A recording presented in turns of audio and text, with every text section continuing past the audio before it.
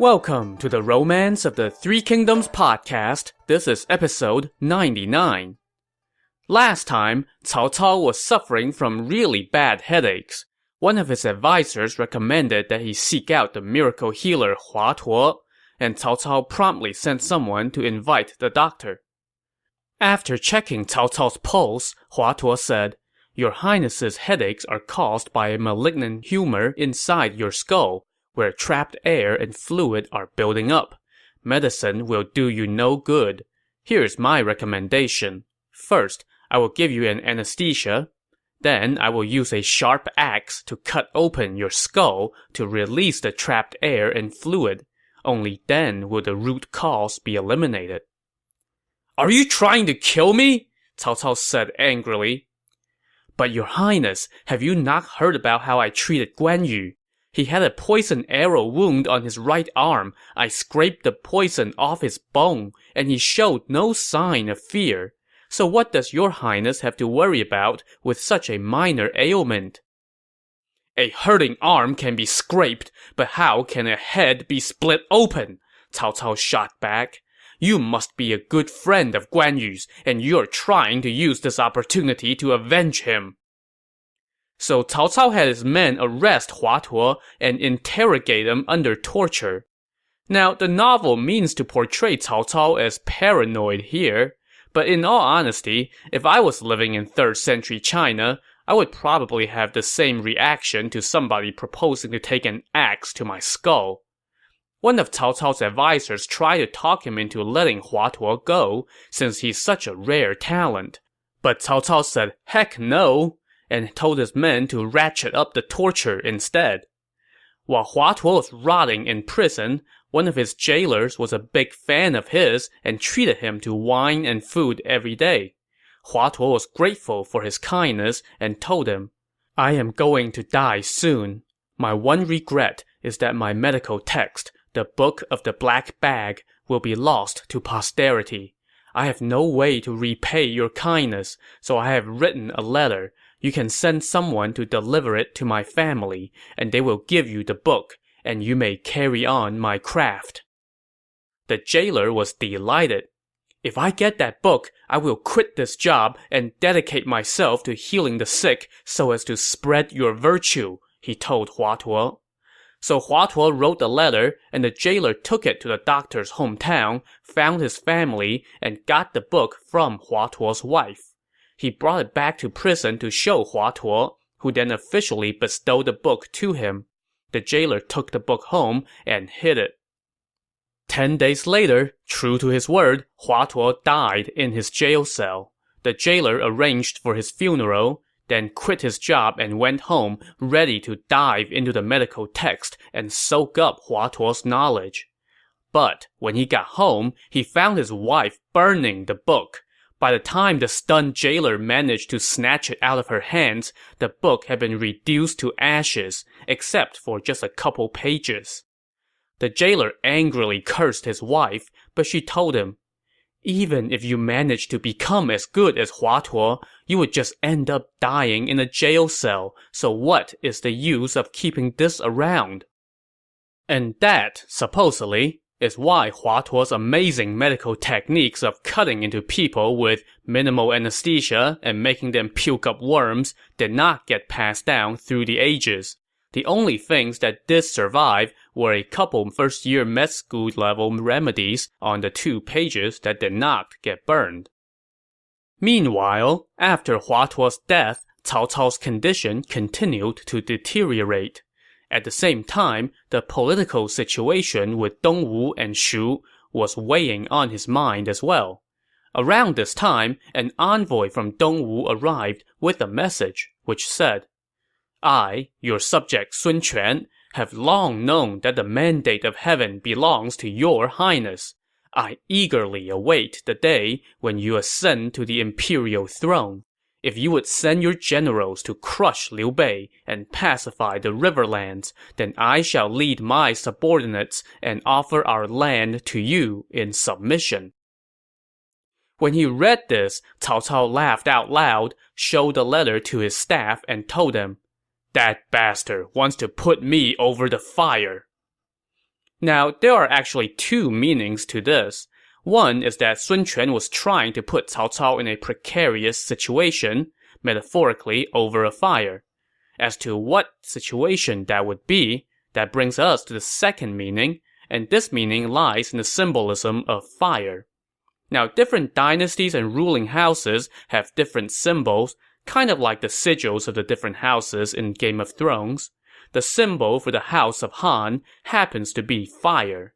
So in saying that Sun Quan wants to put him over the fire, Cao Cao is saying that Sun Quan is asking him to put himself above the House of Han, i.e., declare himself emperor, thus placing him in a situation where he would bear the sting of being branded a usurper.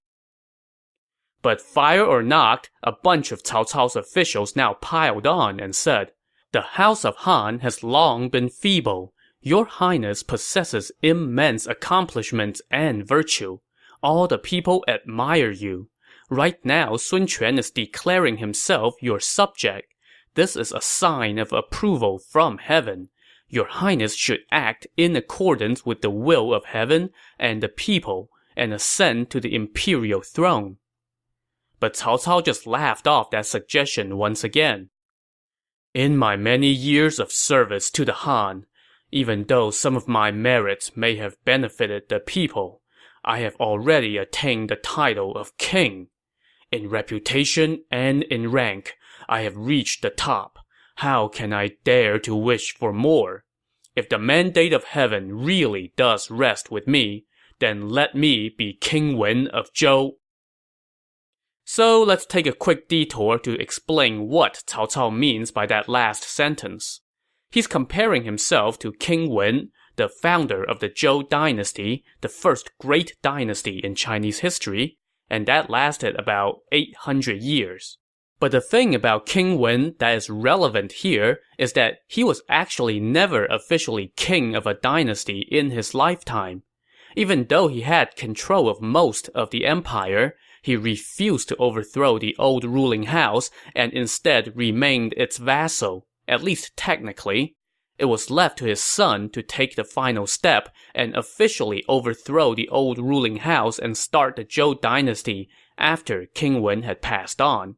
Once that was done, the son posthumously declared the father the dynasty's first king. This all worked out very well because King Wen managed to avoid accusations of usurpation. In fact, he's praised for his virtue in remaining quote-unquote loyal to his lord, but he also gets the honor of being king, albeit posthumously. So that's what Cao Cao was hinting at here to his officials. It's not that he didn't want his own house to replace the Han, but because he has been a vassal for the Han for so long, he did not want to get slapped with the label of usurper. So he'll leave that to his son, and of course, all of his loyal officials are supposed to help make that happen. One of those loyal officials, Sima Yi, now suggested that Cao Cao reward Sun Quan with a rank and order him to resist Liu Bei. Cao Cao agreed and heaped a generalship, a marquiship, and the inspectorship of Jing province on Sun Quan. But all this did nothing for Cao Cao's illness as he continued to get worse. One night, he dreamed that he saw 3 horses eating out of the same trough. When he awoke, he said to the advisor Jia Xu, "Once before, I dreamed about 3 horses eating from the same trough, and I suspected that it was an omen that there would be trouble from Ma Teng and his sons. But Ma Teng is dead now. Yet last night, I had the same dream again. What do you think it means?" So, hold on. Why would Cao Cao think a dream about horses had anything to do with Ma Teng, the general who tried, unsuccessfully, to assassinate him? Well, in Chinese, the character for Ma Teng's last name, Ma, is also the character for horse. Also, the character for trough sounds the same as the character for Cao. So again, we're having a little fun with homonyms here. The horses eating out of a trough is taken to mean Ma Teng causing trouble for Cao Cao. But, as Cao Cao said, Ma Teng and a couple of his sons were already dead, so why was he dreaming about horses now? There isn't another Ma family father-son trio in this novel. They are horses of fortune, a good sign, Jia Xu told Cao Cao. The dream is showing horses of fortune belonging to the house of Cao, so your highness has no reason for concern. And so Cao Cao had no concerns, but little did he know that this was a piece of foreshadowing by the author. It'll take a little while before this omen comes to pass, but when it does, we'll all go, ah. Anyway, the next night, Cao Cao was sleeping when, around midnight, he felt dizzy. So he got out of bed and leaned up against a low table to get some rest. Suddenly, he heard something that sounded like the tearing of cloth. A surprised Cao Cao looked over in the direction of the sound and saw 20-some figures covered in blood standing in the gloom and calling for his life in muted voices. These were some of the numerous people that Cao Cao had killed over the years. For instance, there was Empress Fu, Consort Dong, 2 young princes, Dong Cheng, and so on. In a panic, Cao Cao pulled out his sword and swinged at these old enemies, but he hit nothing but air. Suddenly, there was a loud crash as the southwest corner of the building caved in, sending Cao Cao tumbling to the floor. Fortunately for him, his attendants managed to rescue him and move him to another palace. But the next night, Cao Cao once again heard an endless stream of men and women crying, coming from outside. When morning came, Cao Cao summoned his officials and asked them, I have spent 30-some years in war and had never experienced nor believed in the supernatural, but why are these things happening now? Your Highness should summon priests to perform rituals to ward off evil, his officials told him.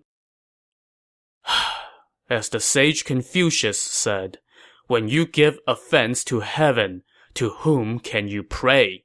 Cao Cao said with a sigh. My life is at an end. There is no saving me. The next day, Cao Cao felt a pounding in his head, and his eyes could no longer make out anything. He hurriedly summoned his old kinsman, Xiahou Dun. But when Xiahou Dun arrived at the palace gates, he suddenly saw all the ghosts of Cao Cao's dead enemies, which freaked him out so much that he fainted and had to be carried off. From that point on, Xiahou Dun fell ill. With Xiahou Dun MIA, Cao Cao now summoned his next most senior officials to his bedside, including the general Cao Hong and the advisors Chen Qun, Jia Xu, and Sima Yi. Your Highness, please take good care of your precious self.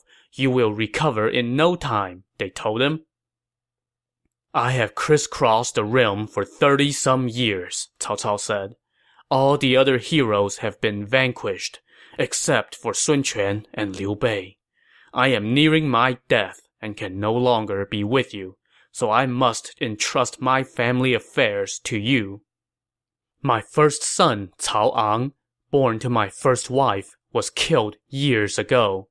My second wife bore me 4 sons, Cao Pi, Cao Zhang, Cao Zhi, and Cao Xiong. My favorite is the third son, Cao Zhi, but he is vain and insincere, overindulgent in wine, and too unrestrained in action. I cannot make him my heir. My second son, Cao Zhang, is all brawn and no brain. My fourth son, Cao Xiong, is sickly and unlikely to live long. Only the eldest, Cao Pi, who is reliable, generous, respectful to others, and scrupulous in word and deed, is capable of continuing my enterprise. Please, serve him well. The group of senior officials accepted their lord's command with tears in their eyes and took their leave. Cao Cao then ordered an attendant to fetch the rare incenses and perfumes that he had collected over the years. Hey, Cao Cao collects incense and perfume. Who knew? He distributed these things among the women in his harem, along with these instructions. After I die, you all should devote yourselves to needlework. Make plenty of silk shoes, and you will be able to sell them and live off that income.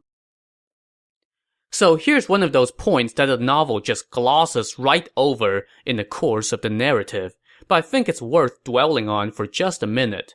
Cao Cao at this point was basically emperor in all but name, and yet here he was telling his wives that they needed to make a living by stitching shoes after he's gone. Now, I'm guessing these women probably were not in danger of starving after Cao Cao is gone, but it does say something that he was not letting them just cruise along in a life of luxury. From some of the information I have found about the real-life Cao Cao, he was apparently a pretty frugal guy when it came to soft living, running counter to the extravagant style of the court during the late Eastern Han dynasty. Even the wife who bore him his 4 sons once remarked on how frugal her own living conditions were, and how she and her personal staff knew better than to expect fancy gifts or excessive amounts of food. So perhaps his parting instructions were a reflection of Cao Cao, the fiscally responsible statesman. Anyway, after telling his wives they have to earn their living after he's gone, Cao Cao then commanded many of them to reside at his pleasure palace, the Bronze Bird Tower, and keep up daily offerings to his spirit and perform ceremonies, complete with music and female performers, to make sure that he's sufficiently nourished and entertained in the afterlife. And now came his final command. Outside the city of Zhangde, his men were to dig 72 fake graves. "Do not let people know where I am buried," he told them, "so that no one will dig up my body." After he spoke those words, Cao Cao let out a long sigh, accompanied by countless tears.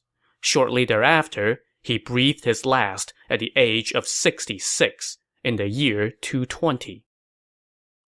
So it goes without saying that we're going to do a supplemental episode to send Cao Cao off in style.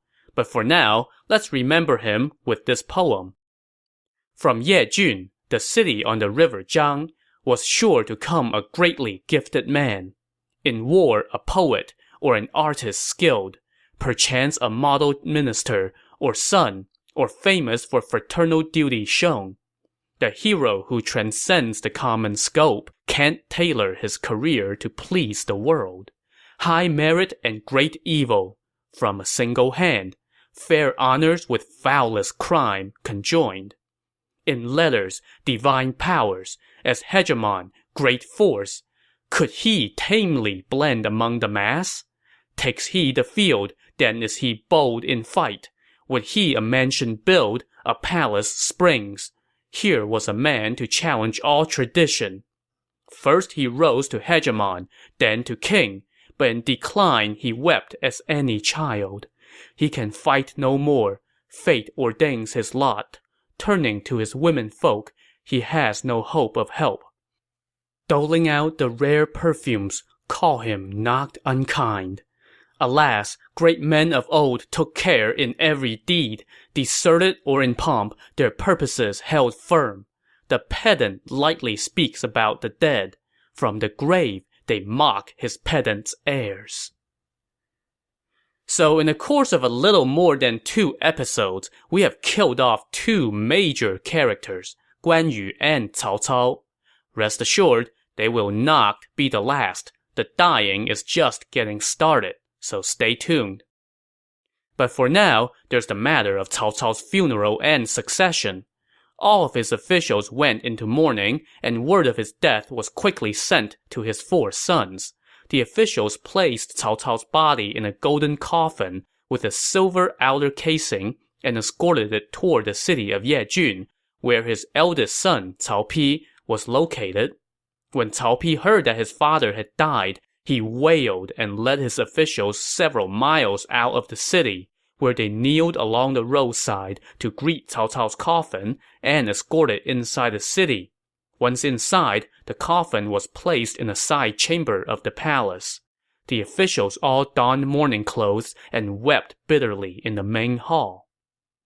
But just then, one man stood up and said to Cao Pi, "Let the heir apparent grieve no more. There is important business to attend to." This was Sima Fu, the attendant to the heir apparent, and he continued, "The king of Wei has passed, and the realm is shaken. We must elevate his successor as soon as possible so as to calm the people's hearts. Why are you all just standing around crying?" "But without a decree from the emperor, how can we proceed?" the other officials said. However, Chen Jiao, the minister of war, told them, "The king died away from the capital. If his sons fight over succession, there could be dissent, and the house itself might crumble." As he spoke, Chen Jiao pulled out his sword and sliced off a piece of his sleeve, declaring, "Let us ask the heir apparent to assume the throne today. If anyone dares to disagree, they will end up like my robe." Well, since he put it that way, nobody was going to say no. And just then, the official Hua Xin arrived from the capital Xuchang. Everyone was surprised and asked what he was doing there. Hua Xin told them, "The king of Wei has passed, and the realm trembles. We must ask the heir apparent to assume his throne." "We have not received a decree from the emperor," they told him, "so we have been discussing asking the late king's wife, Lady Bian, to issue a decree to install the heir apparent as king." "I have already wrangled a decree from the emperor. It is right here," Hua Xin said, rendering the whole issue moot. Everyone leaped for joy at that news. Hua Xin now pulled out the decree and read it out loud. So it turns out that Hua Xin, who was a rather fawning follower of Cao Cao's, had foreseen this need, so he forced the emperor to write this decree, naming Cao Pi as the new king of Wei, as well as the prime minister and the imperial inspector of Ji province, basically assuming all the titles and ranks his father had held. Cao Pi wasted no time as he donned his new title that day and threw a big party to celebrate.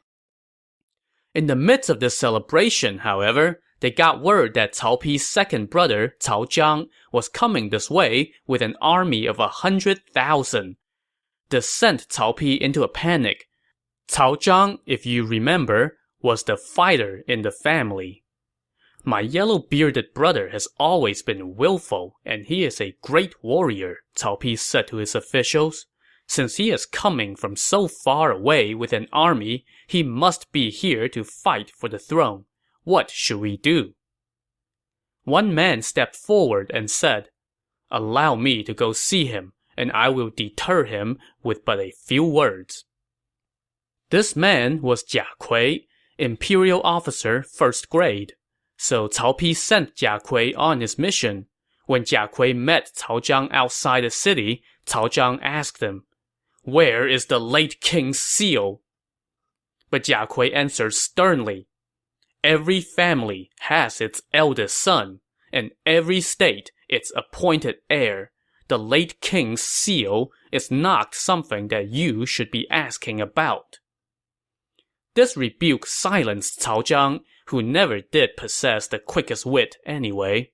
So he and Jia Kui entered the city together. Standing in front of the palace, Jia Kui asked Cao Zhang, "Has your lordship come to attend the funeral, or are you here to challenge the succession?" "I have come for the funeral, nothing else," Cao Zhang answered. "In that case, why are you bringing troops into the city?" Jia Kui asked him. To demonstrate his sincerity, Cao Zhang immediately dismissed his guards and entered the palace alone to pay his respects to his brother. When the two brothers met, they embraced and wept. After they were done crying, Cao Zhang handed over to Cao Pi command of the army that he had brought, and Cao Pi ordered Cao Zhang to return to his post in the city of Chang'an, whereupon Cao Zhang took his leave. Having neutralized the biggest potential threat to his authority, Cao Pi now sat secure on his throne. He promoted the officials Jia Xu, Hua Xin, and Wang Lang to high positions while giving out appropriate promotions and rewards to everyone else in his court. He also gave his father the posthumous title of King Wu, or the Martial King, and buried him at Yejun. Now, they needed somebody to watch over Cao Cao's tomb, and Cao Pi gave that job to Yu Jin, the disgraced general who had been captured by Guan Yu but was later freed by Sun Quan and returned to Wei. When Yu Jin arrived at his new posting, he saw that on one of the white walls of the crypt was a painting of Guan Yu drowning his army and capturing him alive. The painting depicted Guan Yu sitting sternly while the angry Wei general Pang De stood, unyielding to the last. Yu Jin was also in this painting, but he was depicted as cowering on the ground, surrendering and begging for mercy. So as it turns out, Cao Pi had much contempt and disdain for Yu Jin ever since that depicted battle, because Yu Jin, instead of remaining true to his lord and dying a loyal death, surrendered and lucked into regaining his freedom. So Cao Pi had the painting drawn on the wall of the crypt and then sent Yu Jin there so that he could see it and be shamed. Well, it worked. Yu Jin was humiliated and irate. So humiliated and irate, in fact, that he fell ill and soon died. Someone later wrote these lines about him. 30 years bespeak a friendship rare, but facing death, Yu Jin proved disloyal. Cao Cao never saw into his heart. To paint a tiger, the bones are where to start. Yu Jin may be dead, but Cao Pi was not done settling old scores yet. The official Hua Xin now told him, "Your second brother Cao Zhang may have given up his army and returned to his post, but the other two brothers, Cao Zhi and Cao Xiong, dare to skip the funeral. We must punish them." Cao Pi agreed and sent envoys to both of those two brothers to admonish them. Within a day, one of the envoys returned and said that Cao Xiong, the youngest brother, was so fearful of his crime that he hanged himself. Showing that he had learned well from his father, Cao Pi ordered that Cao Xiong be given a fancy funeral. Another day passed, and the envoy sent to Cao Zhi returned, and his was a totally different story. His lordship spent all day drinking with the Ding brothers, the envoy said of Cao Zhi. They were rude and disrespectful. When they had heard that I had arrived, his lordship remained seated, while one of the Ding brothers said, "The late king originally wanted to make my lord his heir, but he was deterred by corrupt officials. And now his highness has just passed. Why is the new king in such a hurry to admonish his own kin?"